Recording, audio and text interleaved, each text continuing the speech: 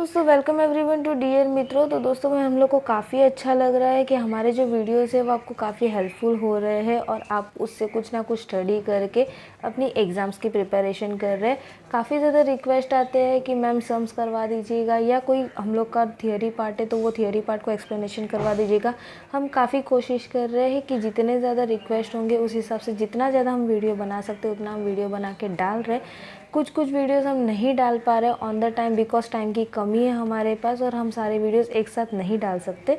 इसकी वजह से जितने ज़्यादा मैं हो सके उतना ज़्यादा मैं हेल्प करने की कोशिश कर रही हूँ। ओके, तो दोस्तों हमारा आज का टॉपिक जो है वो रिमूवल ऑफ ऑडिटर है। ये हम लोग का सेम 6 का टॉपिक है ऑडिट बुक में से। इसकी भी एक रिक्वेस्ट आई गई थी, इसकी वजह से मैं ये वीडियो यहाँ पे अपलोड कर रही हूँ।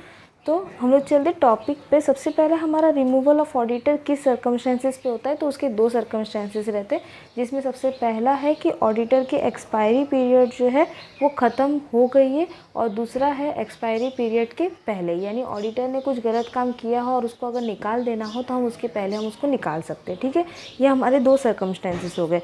फिर उसके बाद हम लोग के वापस दो और सर्कमस्टेंसेस है, जिसमें हम लोग का दिया हुआ है पहला, the first auditor of the company is appointed by the board of director and holds office till the conclusion of the first general meeting. यानी जो सबसे पहला ऑडिटर रहता है वो board of director he select करते हैं, और वो बोर्ड ऑफ डायरेक्टर जो है एनुअल जनरल मीटिंग में सिलेक्शन उसका ऑडिटिंग का करवाते हैं। ठीक है, सेकेंड ऑडिटर जो है वो रिमूव कर सकते हैं कुछ फॉलोइंग कंडीशंस पे। ठीक है, तो हम लोग इसके जो सब पॉइंट्स है वो भी देखेंगे। सबसे पहले वाले का सब पॉइंट था, अगर हम लोग को कंपनी में से किसी ऑडिटर को रिमूव करना है और वो जनरल मीटिंग में ऐसा हो गया है कि हाँ ये पर्सन को हमको रिमूव कर देना है यानी निकाल देना है, तो उसकी जगह पे हम लोग को दूसरा पर्सन को नॉमिनी बना के रखना पड़ेगा, यानी नॉमिनेट करना पड़ेगा।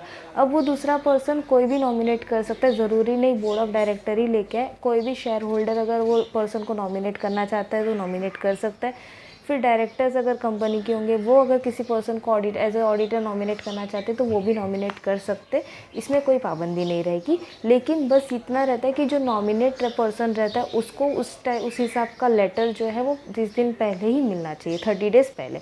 ठीक है, ताकि वो अपने आप को प्रिपेयर कर सके कि मुझे इस कंपनी का ऑडिटिंग करना है, और उसको जो वर्क की ज़रूरत है वो वर्क वो आप पहले वाले ऑडिटर से मांग सके। ओके, सेकेंड कंडीशन दिया हुआ है कि मोस्टली हम लोग का जो ऑडिटिंग का कॉन्ट्रैक्ट बनता है वो कॉन्ट्रैक्ट के हिसाब से ऑडिटर कंटिन्यू वहाँ पे ख़त्म नहीं होती। कभी कभार ऐसा हो जाता है कि कॉन्ट्रैक्ट ख़त्म होने के बाद भी हम उस ऑडिटर को नेक्स्ट ईयर में वापस चलाते हैं।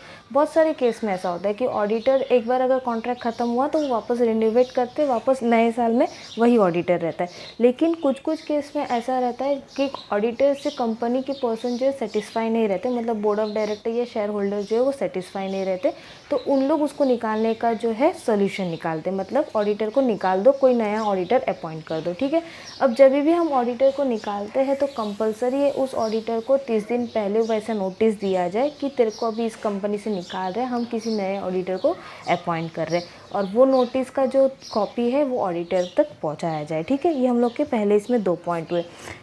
सेकेंड पॉइंट हम लोग का दिया हुआ है, the auditor can be remove before the expiry of his term under the following circumstances, जिसमें 2 कंडीशंस दी हुई है। सबसे पहला हमारा दिया हुआ है, अगर ऑडिटर जो है बोर्ड ऑफ डायरेक्टर सिलेक्ट करते और वो काम कर रहा है, वो काम किसी को पसंद नहीं आ रहा, यानी शेयर होल्डर को पसंद नहीं आ रहा, ये डायरेक्टर कंपनी के डायरेक्टर को पसंद नहीं आ रहा, या कोई भी पर्सन जिस उसका काम हम लोग को किसी को पसंद नहीं आ रहा, तो उसको निकालने का डिसीजन लिया जा सकता है।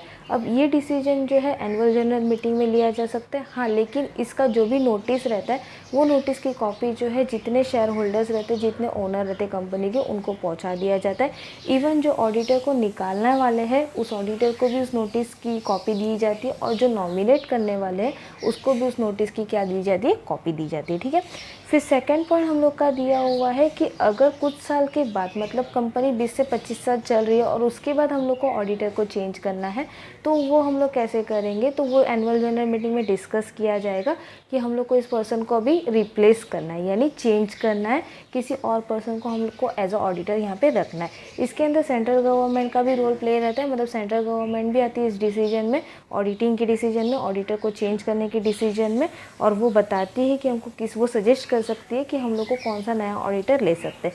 लेकिन इसमें भी हम लोग की सेम कंडीशन जाती है कि ऑडिटर को निकालने से पहले 30 दिन पहले जो है हम लोग को उसको लेटर देना पड़ता है कि भाई तेरे को यहाँ से हम लोग अभी निकाल रहे हैं। ठीक है, तो दोस्तों यहाँ पर हमारा जो टॉपिक है वो कंप्लीट हुआ रिमूवल ऑफ ऑडिटर का। काफ़ी इजी सा टॉपिक है। इसमें आपको सिर्फ यही देखना है कि ऑडिटर को कब नॉमिनेट कर सकते हैं और कब हम उसको निकाल सकते हैं, ठीक है। तो दोस्तों होपफुली आपको वीडियो समझ आया होगा। समझ आया तो प्लीज़ अपने दोस्तों के साथ शेयर करना और डीएम मित्र को सब्सक्राइब करना बिल्कुल ना भूलिएगा। मिलते हैं नेक्स्ट वीडियो में, तब तक के लिए बाय।